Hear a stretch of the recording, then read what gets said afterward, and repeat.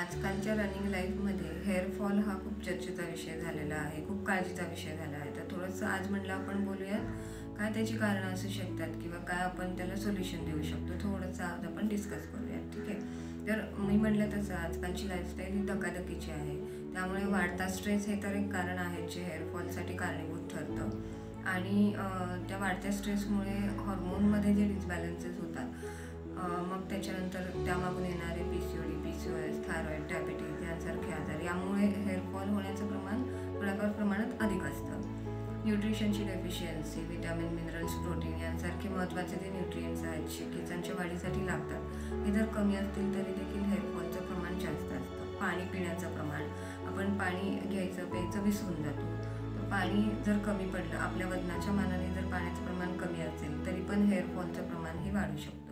त्यानंतर अनहायजीन, जर आपण तेवढी हायजीन आपली केसांची काळजी जर आपण घेत नसू, आठवड्यातनं 2-3दा हेअर वॉश, ऑइलिंग यांसारख्या गोष्टी किंवा त्याची निगा राखणं हे जर होत नसेल तरी देखील हेअरफॉल बऱ्या प्रमाणात होऊ शकतो.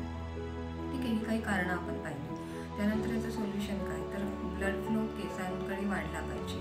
आणि तो कसा वाढेल, तुमचं व्यवस्थित खाणं आणि बॉडी डिटॉक्स करणं. ठीक आहे. त्यानंतर केसांना व्यवस्थित सनलाईट जर दिला तर केस गळण्याचे कमी होऊ शकतात. ब्लड फ्लो वाढला पाहिजे, त्याला सनलाईट मिळाला पाहिजे, त्याला व्यवस्थित प्रमाणात पाणी, जे आपण पाणी पिण्याचं प्रमाण आहे ते देखील वाढवलं तरी पण आपल्याला हेअरफॉल कमी होताना दिसतो. त्यानंतर केसांची काळजी जर घेतली, आठवड्यातनं 2-3 वेळा हेअर वॉश केलं, ऑइलिंग केलं, ही काळजी जेव्हा आपण घेतो तेव्हा देखील हेअरफॉल हळूहळू कमी होताना आपल्याला दिसतो. योग्य प्रमाणात सिट्रस फ्रूट खाणं, म्हणजे संत्री, मोसंबी, लिंबू, आवळा यांसारखे फळं खाणं, हे देखील हेअरफॉल कमी करण्यासाठी तुम्हाला मदत करतं. त्यानंतर लाईफस्टाईल चेंजेस, म्हणजे आयुष्यामध्ये आपली जी धकाधकीची जीवनशैली आहे थोडीशी त्याला एक वळण देणं आणि लाईफस्टाईल चेंज करणं हे देखील गरजेचं असतं, जेणेकरून स्ट्रेसची लेवल कमी होते. तुम्ही मेडिटेशन देखील इन्क्लूड करू शकता, जेणेकरून स्ट्रेसची लेवल कमी होते. प्राणायाम इन्क्लूड करू शकता, स्ट्रेसची लेवल कमी होते. यांसारखे काही चेंजेस जेव्हा आपण करतो तेव्हा आपल्याला हेअरफॉल कमी होताना नक्की दिसतो. केसांकडे ब्लड फ्लो वाढणं, पाण्याचं प्रमाण, सनलाईट, त्यानंतर हायजीन, लाईफस्टाईल चेंजेस यांसारखे बदल जेव्हा आपण करतो तेव्हा आपल्या हेअरफॉलमध्ये नक्की फरक पडतो.